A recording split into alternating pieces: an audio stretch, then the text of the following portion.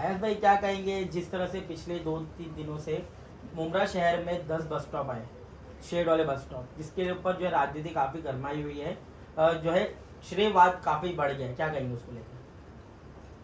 श्रेय कौन ले रहा है? सबसे पहली बात तो कारपोरेशंस की जो परिवहन डिपार्टमेंट है वो एक कारपोरेशन के अधीन संस्था है, जिसके सारे काम प्रस्ताव पारित होने के बाद होते हैं।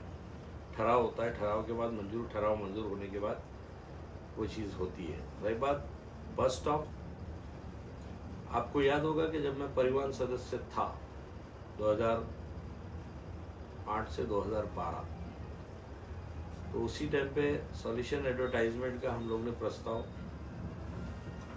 मंजूर किया था, इतने बस स्टॉप डेवलप करने के लिए और उसमें एडवर्टाइजमेंट लगाने के लिए। ये हमारे सभापति का, उस टाइम के जो सभापति था उसका प्रस्ताव था, इसमें सारे सदस्य थे।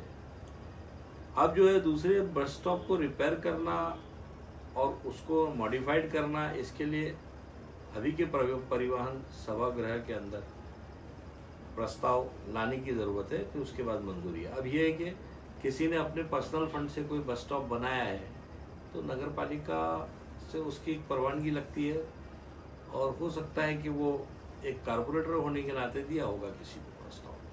बाकी तो ये परिवहन समिति के अधीन आता है, जितने बस स्टॉप है, कहाँ किस जगह पर बस स्टॉप रखना है, कहाँ से उसको शिफ्ट करना है, ये भी लेकिन सभागृह में मंजूर होता है।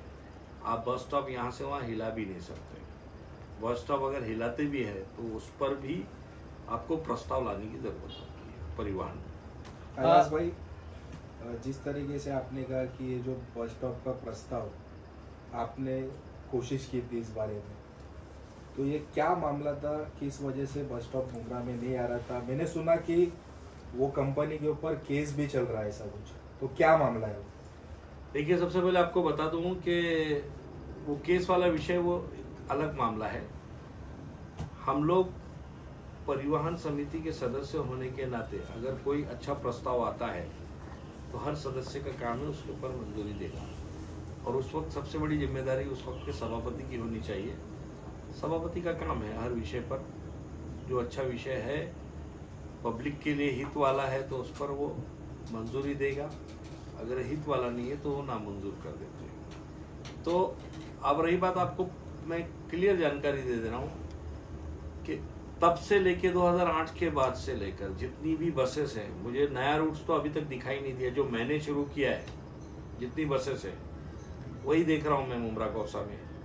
उस वक्त जो परिवहन समिति में मैंने जो बसेस शुरू की थी, मुंब्रा से लेके लोडा हेवन की बस वो चली रही है, मुंब्रा से शिलफाटा जो एक्सटेंड हो गई, कल्याण फाटा हुई, वो मैंने ही चालू किया था।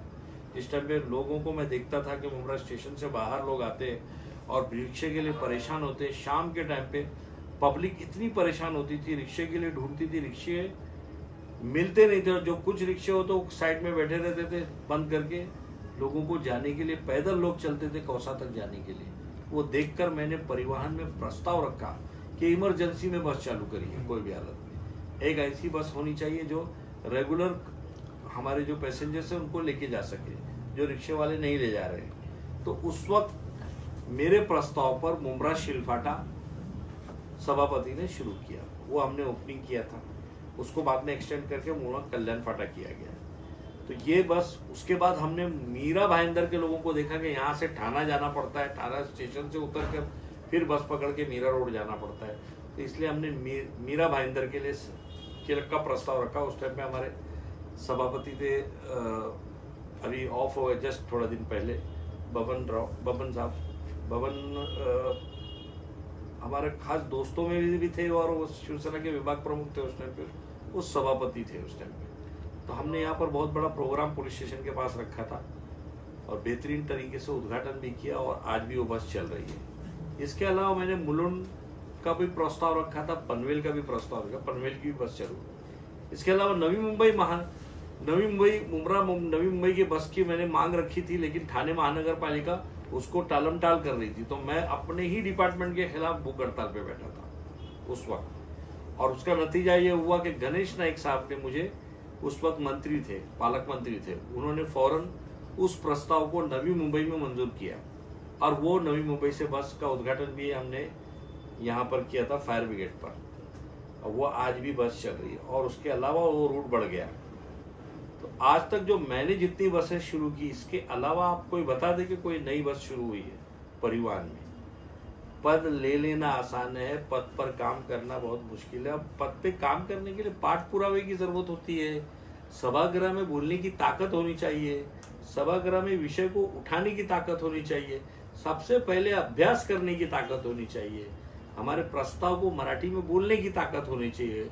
सभागृह के अंदर जब आप मेजोरिटी में न रहकर भी अपना काम करा के लाते तो आपकी काबिलियत है। मेजोरिटी में अगर सत्ता में रह के लाना तो बहुत आसान है। हम उस टाइम पे सत्ता में नहीं थे, सत्ता सेना की थी, शिवसेना की थी। उसके बाद मैंने जितनी काम करके लाए हैं ये उस टाइम पे अपोजिशन में रह के मैंने लाया है। अब सत्ता में रहकर लाके बता दीजिए आप, मैं तो चैलेंज करता हूँ। अयाज भाई, आपने जिस तरह बताया कि किस तरह प्रस्ताव लाया गया, किस तरह प्रस्ताव पास किया गया, पर मुमरा में समस्या बनी थी। अब जाके मुमरा में कई बस स्टॉप मिल रहे, तो उस पर इतनी राजनीति क्यों खेली जा रही है? नहीं, उस वक्त मुमरा में सारे बस स्टॉप थे, शेड वाले बस स्टॉप नहीं थे। सुनिए मेरी बात, बस स्टॉप थे। बस ये कि जब रोड वाइंडिंग हुई उस टाइम पे काफी बस स्टॉप निकाले गए। तो ये महानगर पालिका की निष्क्रियता है और हमारी जनता इस पर बोलती क्यों नहीं कि अगर बस स्टॉप निकाल दिया गया है तो उस पर आवाज उठाना चाहिए कि बस स्टॉप क्यों निकाला गया। बस स्टॉप तो थे पहले से, बस स्टॉप को निकाला गया वाइंडिंग में। तो जब वाइंडिंग में बस स्टॉप के निकाले गए तो बस स्टॉप को निकाल के वापस फिर लगाना चाहिए था। अगर मुमरा शहर में कई अच्छे बस स्टॉप आ रहे, बस स्टॉप दिए गए, शेड वाले बस स्टॉप, तो इस पर राजनीति क्यों खेली जा रही है? बस स्टॉप की राजनीति क्यों हो रही? कोई मेरे प्रस्ताव पे आया, मेरे प्रस्ताव पे आया, आखिर आप इतने। ऐसा कुछ नहीं है। बस स्टॉप के विषय पे आपको राजनीति करने की जरूरत नहीं है। वो पब्लिक की रुकने की जगह है, वहां से बस पकड़ने की जगह है। अगर किसी ने अपने पर्सनल निधि से कोई बस स्टॉप का सुशोभीकरण किया है तो कोई बहुत बड़ा इश्यू नहीं है, आप भी कर सकते हो। प्रस्ताव डालिए, महापालिका से बात करिए, परिवहन में आप अपना प्रस्ताव रखिए, परिवहन आपको मंजूरी देगी तो आप भी कर सकते हो। एक पार्टी द्वारा ये कहा जा रहा है कि हमने हमारे लेटर के जरिए मुमरा शहर में जो है शेड वाले बस स्टॉप दिए, उसको लिए क्या करेंगे? देखिए, अभी आपको सबसे पहले एक बात बता दे रहा हूँ, पत्र दे देना काम की सनद नहीं है। पत्र देना आपकी मांग है, मंजूरी नहीं है। जब पत्र देने के बाद उस प्रस्ताव को वहां के सदस्य उस वक्त उठाने चाहिए, और अगर सदस्य उस वक्त अगर निष्क्रिय है, सदस्य पद पर नहीं है, जैसे भी आजकल महानगर पालिका के जितने भी नगर सेवक हैं और सदस्य हैं वो पद पर नहीं है। अब जो है इसके अधिकार सिर्फ प्रशासन को है।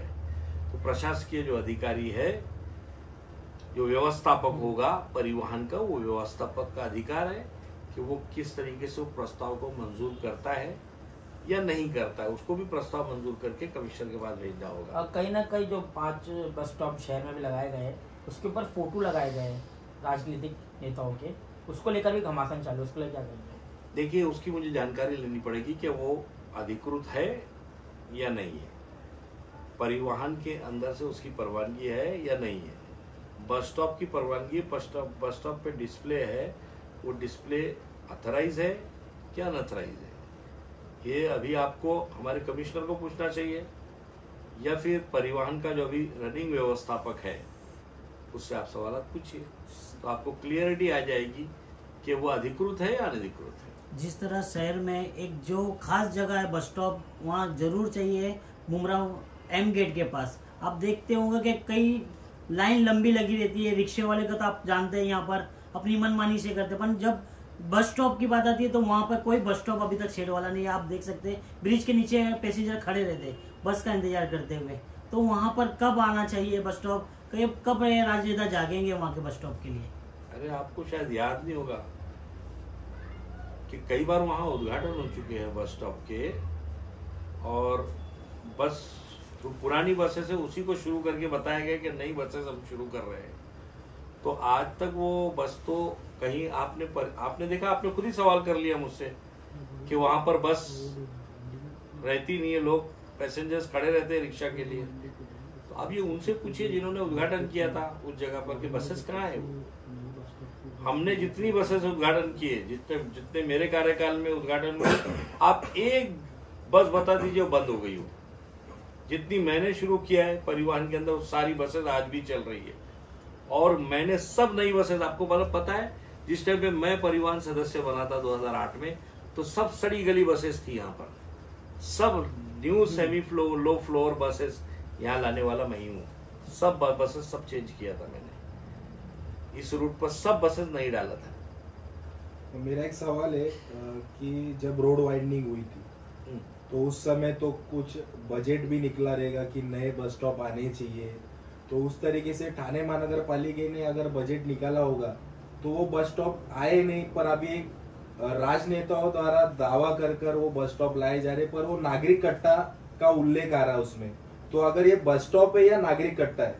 यही तो मैंने आपको सवाल पूछा, आप ये व्यवस्थापक से पूछिए।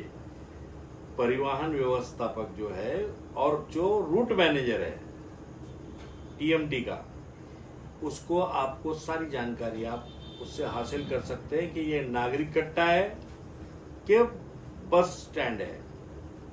बस स्टॉप बनाना है तो बस स्टॉप आप अपनी मर्जी से नहीं बना सकते। मैंने अभी आपको क्या कहा, एक बस को स्टॉप को यहां से वहां भी शिफ्ट करना है तो परिवहन में प्रस्ताव लाना पड़ेगा। प्रस्ताव में वो मंजूरी लेकर ही करना होगा व्यवस्थापक को। वैसे देखा जाएगा तो ये और अभी मुंब्रा पुलिस स्टेशन का इधर की उदाहरण ले लेते। हाँ। डॉक्टर बाबा साहेब अम्बेडकर का जो चौक है उसके पहले एक बस स्टॉप है और उसके आगे जाकर एक नया बस स्टॉप बना है, तो ये क्या है नारायण नगर का? वो बस स्टॉप नहीं होगा, इतने फासले पर दूसरा बस स्टॉप नहीं आता है। तो वो उन्होंने अपने सहूलत के हिसाब से कट्टा बना दिया है नागरिक को खड़ा रखने के लिए। जैसे आपने बोला नागरिक कट्टा उसको बोल सकते हो आप, बस स्टॉप नहीं बोल सकते। बस स्टॉप आपको अधिकृत किधर है वो आपको पूरी जानकारी परिवहन में मिल जाएगी। अयाज भाई, जब रोड वाइडनिंग की गई थी उस टाइम पे जो है स्मार्ट सिटी के टाइम पे जो है नए बस स्टॉप के लिए पैसे जो है लाए गए थे, क्या कहेंगे उसको?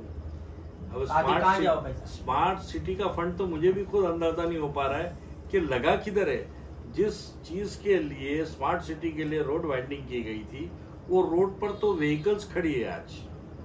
कहीं टेम्पो खड़ा है, कहीं बस की पार्किंग है, कहीं रिक्शे की पार्किंग है, कहीं कार की पार्किंग है, कहीं बाइक की पार्किंग है। तो वो स्मार्ट सिटी तो बनी नहीं हमारी। इसके अलावा मैं आपको जानकारी दे दूं कि स्मार्ट सिटी का फंड जो है सुशोभीकरण के लिए आया था, तो आज कहीं मुंब्रा कौसा में सुशोभीकरण दिख ही नहीं रहा है। ये जो बसेस है इसको मॉडर्न इक्विपमेंट लगाकर हमको दिखाने की, अच्छे बस स्टॉप बनाने की पेशकश थी। कलवा में आप देखिए कितने अच्छे बस स्टॉप बने हैं, मुंब्रा में कहाँ है वो बस स्टॉप? आखिर सौतेला व्यवहार क्यों किया जा रहा है कि कलवा में अच्छे बस स्टॉप है, मुंब्रा में ऐसे नहीं दिए गए? ये आप उनसे पूछिए जो कुर्सी पर बैठे हुए। ये मेरा काम नहीं है, मेरा काम है बताना कि कलवा में देखिए अच्छे बस स्टॉप है, मुंब्रा में अच्छी बस स्टॉप नहीं है। मैं माजी सदस्य हूँ और ये परिवहन सदस्य का भी काम नहीं है, ये उससे ऊपर उठकर काम है। ये आपको जो है खासदार से पूछना चाहिए, आमदार से पूछना चाहिए कि यहाँ के जो कॉर्पोरेटर अभी रनिंग में थे उन्होंने प्रस्ताव का महानगर पालिका में क्यों नहीं पूछा कि स्मार्ट सिटी का पैसा कहाँ गया भाई? स्मार्ट सिटी के पैसा महापालिका ने यहाँ क्यों नहीं लगाया, मुंब्रा में क्यों नहीं लगाया, कलवा में ही क्यों लगाया? ये जो है भेदभाव क्यों कलवा और मुंब्रा के साथ? कलवा को एक अलग न्याय दिया जा रहा है, मुंब्रा को अलग न्याय दिया जा रहा है। अय्याज भाई, आपने अभी एक बात बताई कि मुंब्रा में रोडों पर जो वाहनें खड़ी रहती है, आपने एक पहले भी मुद्दा उठाया ट्रैफिक पे। यहाँ पर आप तो मुंब्रा की ट्रैफिक तो देखते हैं कितनी क्लियर रहती है, आने जाने में कितने सेकंड भर में घर पे आदमी पहुंचता है।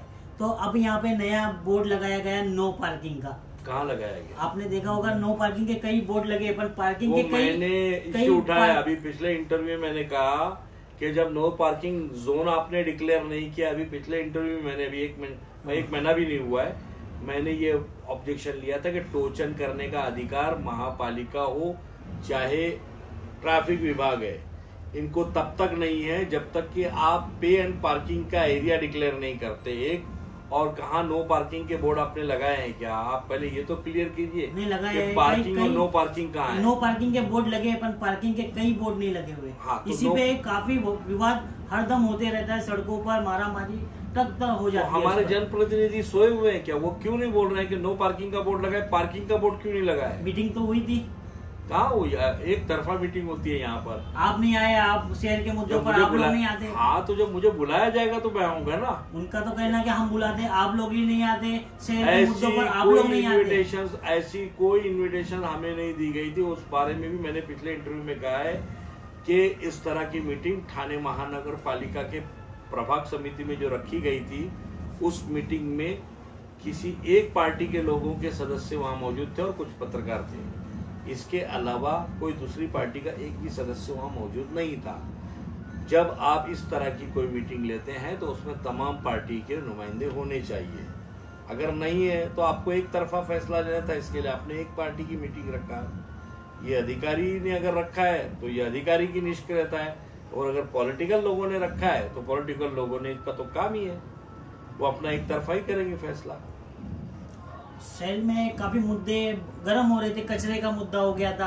आप देखे होंगे कचरे तो सड़कों में घर तक खुशबू आ रही होती है कचरे की। उसी पर उन्होंने मीटिंग रखा था। तो आपकी पार्टी क्यों नहीं करती है? सब मुद्दों को क्यों नहीं उजागर करती है? हमारी पार्टी के एजेंडे पे हमने पिछले इंटरव्यू में क्लियर कर दिया कि ये क्रिस्टल लाने वाले कौन? क्रिस्टल सिर्फ मुमरा में क्यों, बाकी जगह पे क्यों नहीं? पूरे ठाणे जिले में क्रिस्टल का काम होना चाहिए ना। कॉन्ट्रैक्ट दे दो। जब हमारे लोग, हमारे यहाँ के जो रहवासी है वो बेरोजगार हो रहे हैं, दूसरों को बुला के रोजगार दिया जा रहा है। महापालिका अपनी वैकेंसी निकाले, सफाई कामगार के लोगों से काम कराए। हमें क्या जरूरत है किसी दूसरी संस्था को बुला के अपने शहर की साफ सफाई कराने की? अयाज भाई, कलवा में कचरे रोड पे दिखते नहीं है, सिर्फ मुमरा में ही रोड पे कचरे दिखते हैं। अरे उसके बाद प्राइवेटाइज किया गया। प्राइवेटाइज करने के बाद अगर कचरा रोड पे दिख रहा है, ये शर्मनाक बात है। आप पूरे ठाणे जिले के जिम्मेदारी न छोड़कर सिर्फ मुमरा को अगर प्राइवेटाइज करने के बाद उसके बाद भी अगर कचरा रोड पर दिख रहा है तो ये निष्क्रियता नहीं तो और क्या है? जब थाना और कलवा का कचरा भिवंडी में डम हो रहा है, मुमरा के कचरे को जगह नहीं दी जा रही है। सिर्फ ये बताया जा रहा है कि हमारे पास डंपिंग नहीं है। तो थाना और कलवा का कचरे को क्यों डंपिंग की इजाजत दी जा रही है? इसमें क्यों व्यवहार किया है? देखिए, ये काम था हमारे नगर पालिका के जितने सदस्य थे, इनको अपनी डंपिंग ग्राउंड कंफर्म करना चाहिए था कि कहाँ पर हमारा कचरा डंप होगा, कैसा हमारा सिस्टम होगा, स्मार्ट सिटी के अंदर हमारे मुमरा का क्या रोल होगा। ये हमारे उस वक्त के जो नगर सेवक अब जिनका कार्यकाल खत्म हो गया, ये उनका काम था।